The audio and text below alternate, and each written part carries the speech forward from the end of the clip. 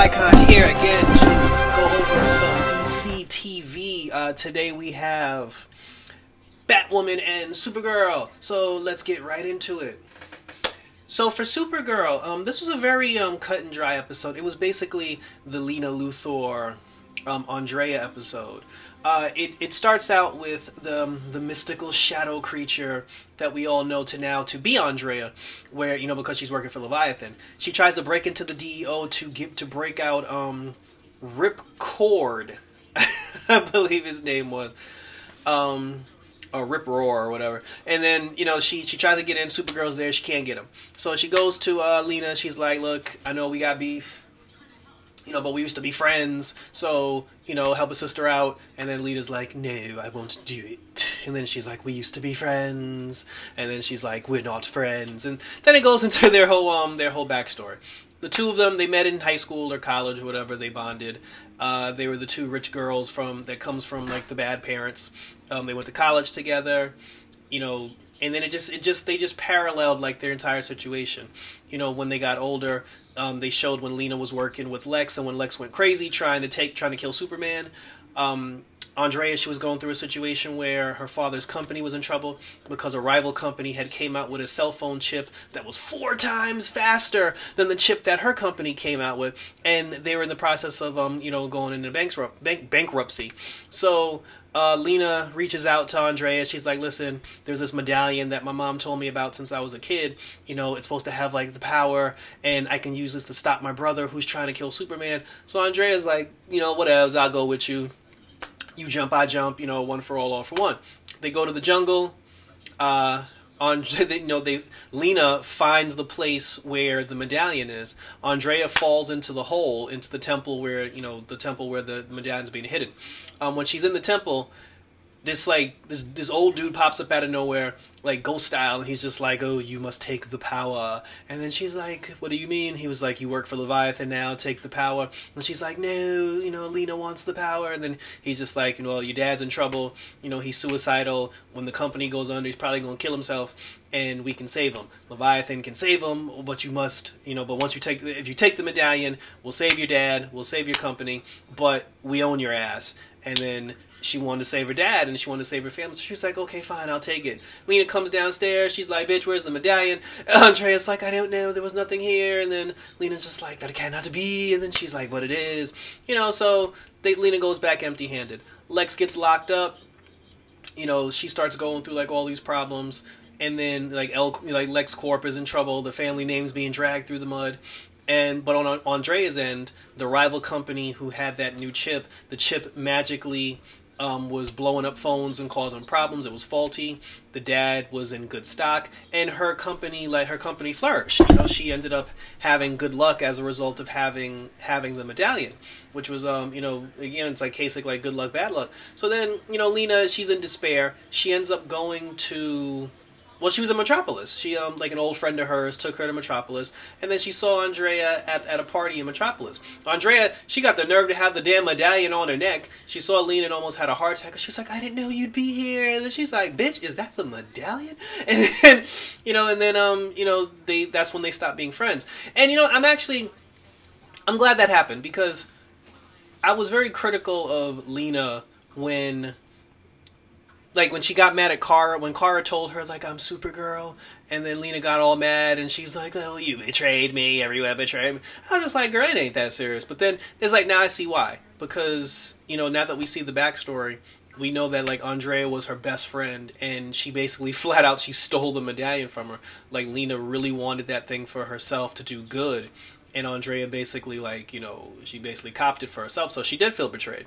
You know, so then, you know, she never spoke to Andrea again after that. She moved to National City. They showed how when her and Kara met up for the first time, and how Kara, you know, was trying to be friendly with her. It's like, hey, you should come to our game night, and, you know, we should hang out sometime. And Lena's like, no, I don't have friends, only business relationships.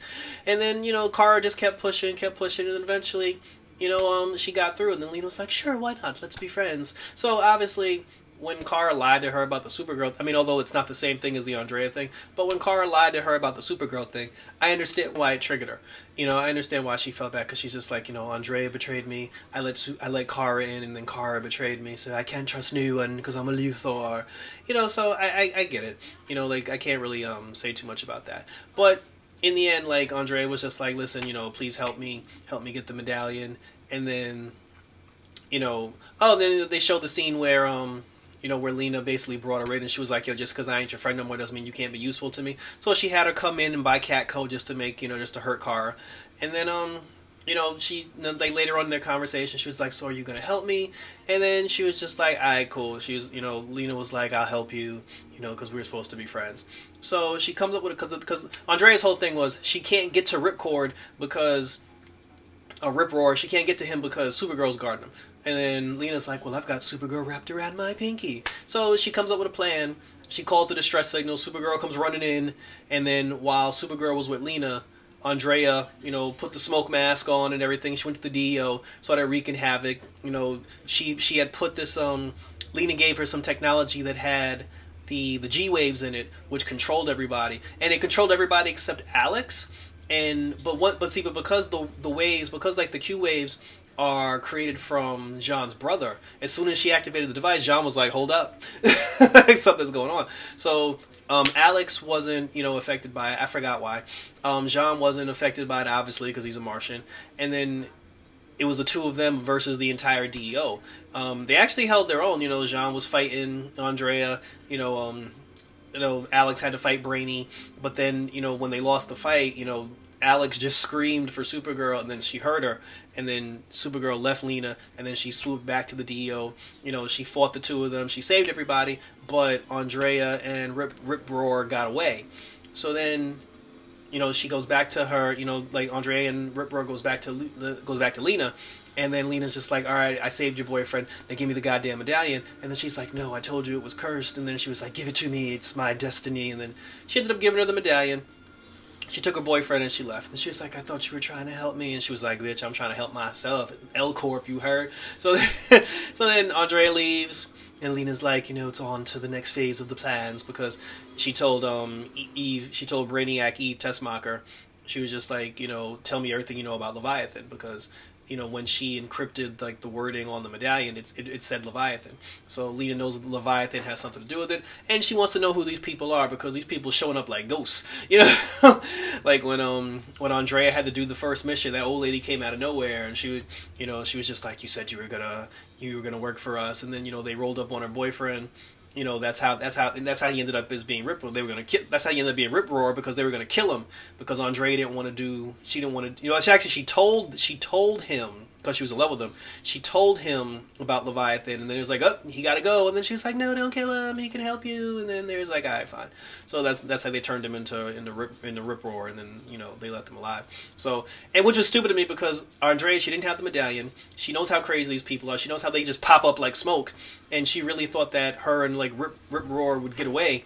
They go to the airport, and then somebody shoots him in the chest. He goes down for the count, and then the same old dude from before pops up, and he's like, Leviathan is everywhere, you know. So, yeah, you can't run. So it'll be interesting. I mean, now that Lena knows who Leviathan is, it'll be interesting to see like what happens with that, like how Lena knowing is gonna play into the whole situation. But yeah, but that was actually that was a pretty cool episode for, you know, for the Lena Luthor backstory with Andrea, because we know a little bit more about the characters. You know, Kara went and spoke to William, and she was just like, look, your friend's being controlled, and then she was like, but don't worry, we'll get him back. You know, and yeah, so that was it. Like I said, nothing aside from that, nothing really extra happened with any of the characters, and yeah, Crisis is coming soon, and we'll see how all this shapes up when the Crisis comes and goes. But definitely a good episode of Supergirl. So for this episode of Batwoman, they went for an old school trope that still works to this day. You know, it starts with this politician guy. He's in a parking lot, and then he gets rolled up on by some dude who calls himself the Executioner. If you're a fan of Batman the Animated Series, I'm pretty sure you've heard that before. So. You know, the city, I forget if he was a public official, city official, whatever, but basically he dies. the city, like the Commissioner James, I believe they said, he ended up putting up the bat signal, which pissed off which pissed off the crows, you know, because they were just like, why is everybody calling Batwoman and nobody's calling the crows? You know, because Batwoman has the trust of the people now. Sophie, she was hating. She was just like, sir, let me get on Batwoman details so we can find out who she is. And it's like, you already know who she is. Like, you know she's Kate. You just want to... I mean, I guess she just wants to keep Kate from getting into trouble, which was funny because, you know, Sophie's always the one in trouble. But, you know, but that was it. So, Batwoman, she goes to investigate. You know, her and Luke are talking about the situation. Luke was just like, you know, we got to get this guy because the person that this guy killed was the guy that caught the person. He caught the killer. He caught the because Lucius Fox is dead. Lucius Fox died on Luke's graduation day, and the person who killed Lucius Fox, the public official, I guess like the public defendant or whatever, the city official, like the lawyer, he was the guy who ended up catching Lucius Fox's killer. So he definitely wants to get this executioner guy and bring him to justice. So while he's trying to bring him, so Batwoman goes in. You know, there was like another they got a tip about where this person was going to be next. So they go to the next place. You know, like the crows show up at the warehouse. Batwoman shows up at the warehouse. Sophie snuck in through the back, and she was just like busted. You know, and then the whole thing was rigged because the first guy, he died because of he died due to like I guess electricity, he got electrocuted. So they put water on the floor, and then they put electricity on the water, and then it shocked him, and the guy died. This guy was gunned down because they had machine guns posted up everywhere, and this was a cop that came in. When the cop came in the door, the machine guns went off, and it killed the cop, and it pumped him full of holes. Sophie ended up getting hit. Batwoman took Sophie to Mary's doctor's office and told her, you know, because Sophie was just like, you know, she was like, don't worry. She's like, don't worry, Sophie, I'll get you some help. And then she was like, thanks, Kate. So, Kate took Sophie to Mary's doctor's office, and she handcuffed her to the bed, and she was like, listen, she got shot. Take care of her, but don't let her leave because this bitch knows my secret. So, Kate went back out into the field, and then she was talking to Luke again, and she was just like, you know, what's the pattern here? And then they were like, well, the first guy got electrocuted, the second guy, you know, like a la get in the chair. The second guy, he got gunned down, like firing squad. Shout out to Mayor Cobblepot. And there was like, so the third person's gonna die by gas chamber because those are the three ways that you kill people. So they were just like, all right, if you're going to try to pull off a gas chamber situation, where would you go? So they came up with the warehouse that has the chemicals necessary to pull off a gas chamber situation. Now, there was a criminal, an ex-con. It was a black person. His name was like something the Fist, like Stiff the Fist or something.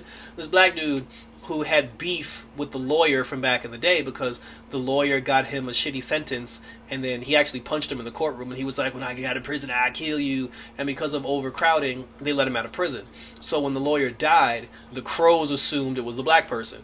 And because like the head of the crows was so, Kate's dad, because he was so hell-bent on the public looking to the crows and not to Batwoman, they basically chased down this black dude who they thought was the executioner.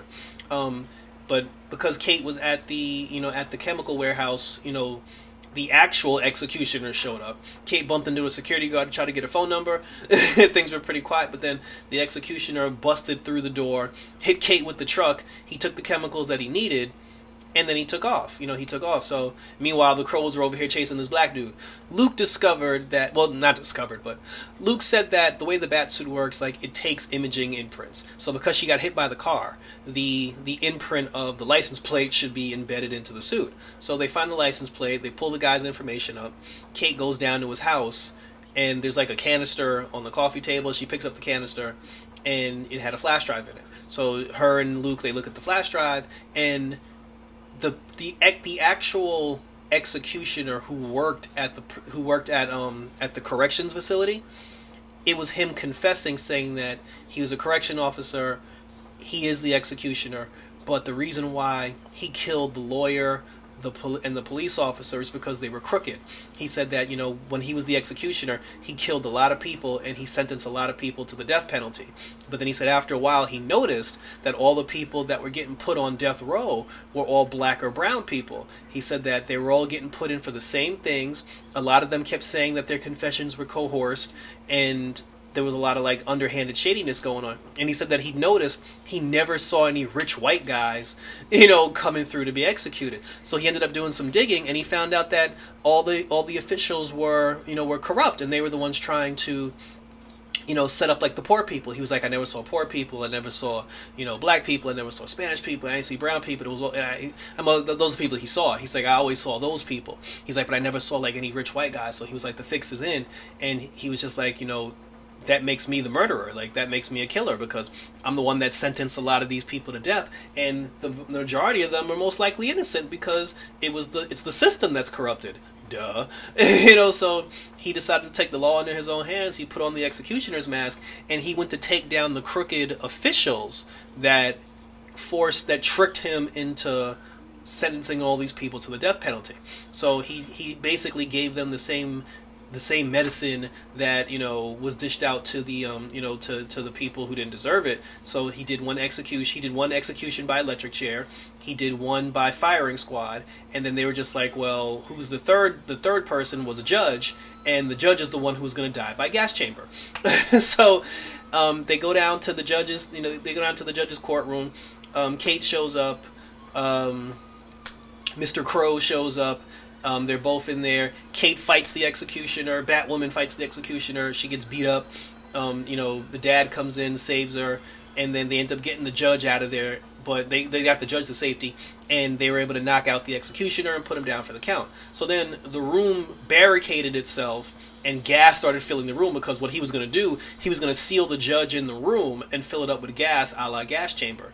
So now Batwoman and her dad, they're trapped in there, along with the executioner, because he had a dead man switch to activate the gas. Luke tells her, he was like, listen, wait 6 minutes until the room fills up with smoke, throw a gas bomb, the bomb will blow up, and, you know, you guys will get out of there.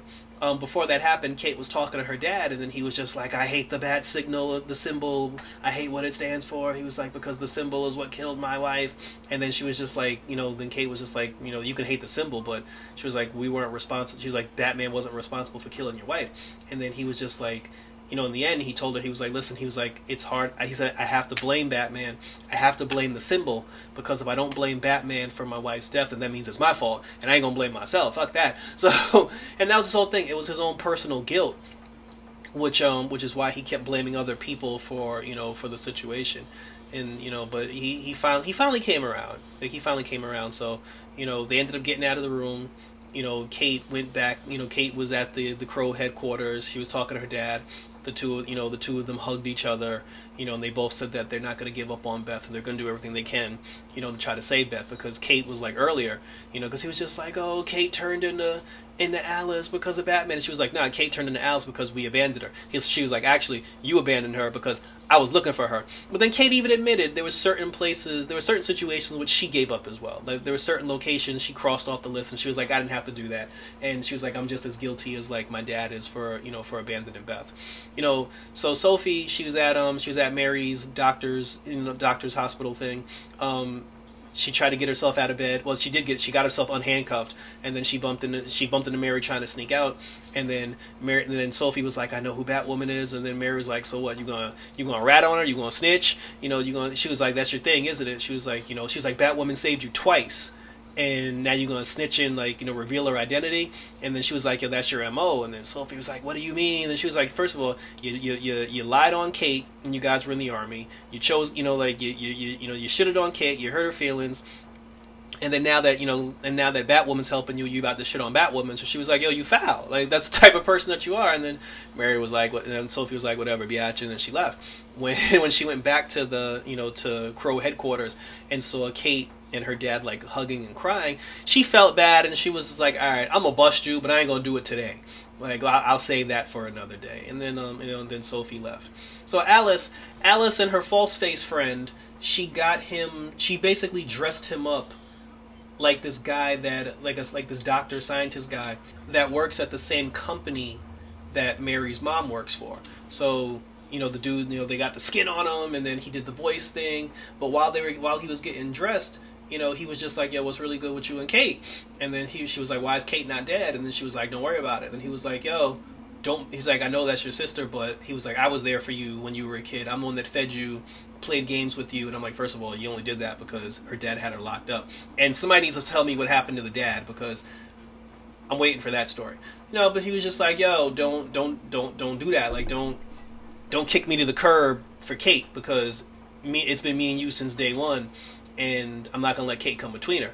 He ended up calling Beth on her phone, false face. He ended up calling Beth disguised as Kate, and then Beth accidentally let slip to him that Kate was Batwoman. So he was like, so your sister's Batwoman. And then she was like, I don't like being played. And he was like, yo, you about to play me because you about to choose her over me. And then she was like, I'm not going to choose her. I'm not going to choose her. She's like, I'm trying to bring her in because both of them are crazy. And because Kate's running around just like Batwoman, Alice's whole thing is like, yo, Kate crazy too because she wearing the Bat costume. So she wants to bring Kate into the fold.